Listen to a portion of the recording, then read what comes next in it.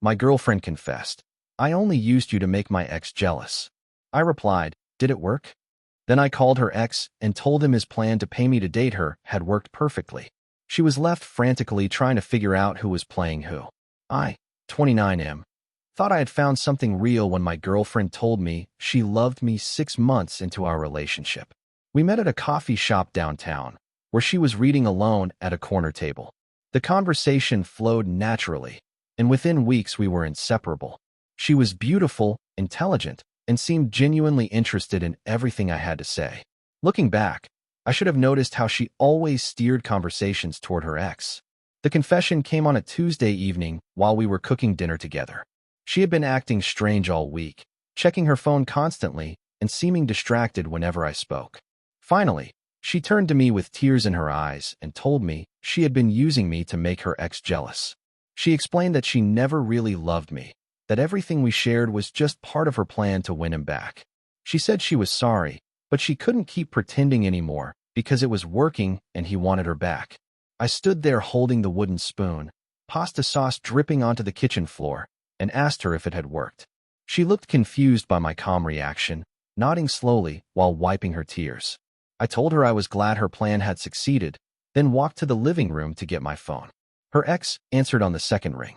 I told him his plan to pay me to date his ex-girlfriend had worked perfectly, that she was ready to come back to him now. I thanked him for the generous compensation and said the acting job was finally over. I could hear his confusion through the phone as he tried to process what I was saying.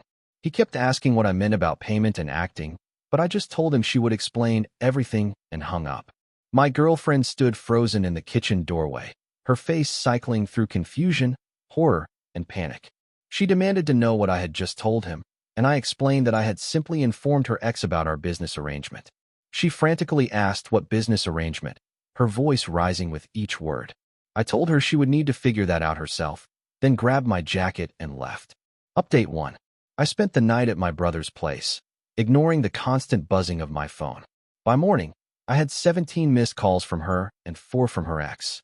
The text messages ranged from angry to pleading to completely incoherent. She was demanding I call her ex back and explain the truth, while he was demanding to know who I really was and what game I was playing. When I finally returned to our apartment the next evening, she was waiting for me with red-rimmed eyes and a notebook full of scribbled theories. She had spent the entire day trying to piece together what she thought was some elaborate conspiracy. She asked if her ex had really paid me, and I simply asked her what she thought. She begged me to tell her the truth, but I reminded her that she had just confessed to lying to me for 6 months, so perhaps truth was not something either of us specialized in. She had called her ex multiple times, but he was not answering her calls anymore. She showed me screenshots of her unanswered messages to him, each one more desperate than the last. She was asking him about payments, about plans, about whether he had orchestrated our entire relationship. His silence was driving her to distraction. I watched her pace around our living room, muttering about timelines and coincidences. She asked if I had known from the beginning, if our meeting at the coffee shop had been staged. I told her that was an interesting theory and asked what evidence she had found to support it. She pulled out her notebook and started reading her observations. How I had appeared in her life right when she needed someone to make her ex jealous. How I had always been conveniently available when she needed public displays of affection. How I seemed to know exactly what would get back to her ex through mutual friends. Update 2. 3 days later, she was still investigating her own relationship. She had created a timeline on our bedroom wall, marking every significant moment we had shared and trying to identify which ones might have been calculated moves. She asked our mutual friends if they remembered who had suggested she go to that coffee shop the day we met. She was trying to trace every connection, every coincidence, every moment that had led to us being together.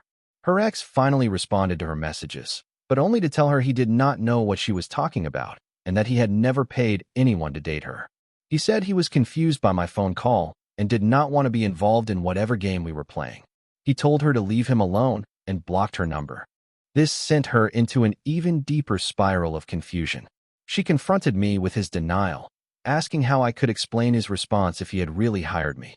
I suggested that perhaps he was protecting himself, or perhaps there were other players in this game that she had not considered. I asked her if she was certain she knew everything about her ex, if she was sure she understood all his motivations and connections. She spent that night going through old photos and messages, looking for clues she might have missed. She found a picture of me in the background of a party photo from 2 years ago, before we had officially met. She demanded to know how that was possible, and I examined the photo carefully before telling her I did not remember being at that party. I suggested that maybe she should ask the host who had been invited. The host was her ex's best friend. Update 3. By the end of the week, she had constructed an elaborate theory involving her ex, his best friend, several mutual acquaintances, and a complex web of manipulation spanning 2 years. She believed her ex had been planning this since their breakup, carefully orchestrating my introduction into her life so that when she eventually used me to make him jealous, he could reject her and leave her with nothing. She called his best friend, demanding answers about the party photo and asking if there had been a plan to introduce us. His friend, confused by her frantic questions, told her that many people had been at that party and he could not remember everyone who attended. He said she was acting paranoid and suggested she talk to someone professional about her concerns. This response only convinced her further that there was a conspiracy. She started mapping out everyone's relationships, looking for connections and motivations. She was certain that multiple people had been working together to manipulate her, and she was determined to expose the truth. I found her theories fascinating and encouraged her investigation. I asked thoughtful questions about her evidence and helped her consider new angles. When she wondered if certain friends might be involved, I suggested she test their loyalty by sharing different versions of events with each person to see what information got back to whom. She began treating everyone in her life as a potential conspirator. She stopped trusting friends who asked too many questions about our relationship, and she became suspicious of anyone who seemed to support her ex. She was isolating herself systematically, pushing away anyone who tried to reason with her or suggest that she might be overthinking the situation. Update 4. 2 weeks after her original confession, she had filled 3 notebooks with theories, timelines, and evidence. She had alienated most of her friends with her accusations and paranoid questioning. Her relationship with her family was strained because she kept asking them to help her investigate people in her social circle. Her ex had blocked her on all platforms, but she found ways to monitor his social media through fake accounts. She was looking for any sign that he was celebrating his successful manipulation or communicating with his supposed co-conspirators. She found nothing conclusive, which only frustrated her more. She begged me daily to tell her the truth, to explain what was real and what was part of the plan. I reminded her that she had started this game by admitting she had been using me, and now she was experiencing what it felt like to question everything she thought she knew. I told her that perhaps this uncertainty was exactly what I had felt when she confessed her deception. She asked if I was punishing her, and I asked her what she thought justice looked like in this situation. She said she deserved to know the truth, and I agreed that people generally deserved honesty in their relationships. I pointed out that she had not given me that courtesy for 6 months. During one of our conversations, she broke down completely and admitted that she was not even sure she had ever really loved her ex. She said that maybe she had been using the idea of wanting him back as an excuse to avoid committing to me, because she was scared of real intimacy. She wondered if her feelings for him had been as manufactured as her feelings for me. Update 5. A month had passed since her confession, and she was living in a state of constant anxiety. She had quit her job because she could not concentrate, convinced that even her coworkers might be part of the elaborate scheme. She spent her days researching manipulation tactics and psychological warfare, trying to understand how someone could orchestrate such a complex deception. She had started seeing a therapist, but she was suspicious of the therapist too, wondering if her ex might have somehow influenced the referral. She asked me to sit in on sessions to help her determine if the therapist was trustworthy, but I declined, suggesting that her healing process was something she needed to navigate independently. Her investigation had expanded beyond our relationship to include her entire social history. She was questioning every friendship, every coincidence, every romantic connection she had ever made. She wondered if other ex-boyfriends had been plants, if her best friend from college had been reporting back to someone, if her entire adult social life had been carefully constructed around her. I continued to live with her during this period, watching her unravel with a mixture of fascination and satisfaction. She had destroyed my trust and admitted to months of deception, and now she was experiencing a far more intense version of the betrayal she had inflicted on me. Every day she lived with uncertainty was a day she understood better what her confession had done to me. She started asking me about my own past, wanting to verify my stories and check my references. She demanded to meet my family and friends, to confirm that my identity was real and my feelings had been genuine. I told her that trust was not something that could be rebuilt through investigation and verification, but something that grew from consistent honesty over time. Update 6. 6 weeks after her confession, she made a discovery that sent her into a complete breakdown. While going through old emails, she found a message thread between her ex and his best friend from 2 years ago.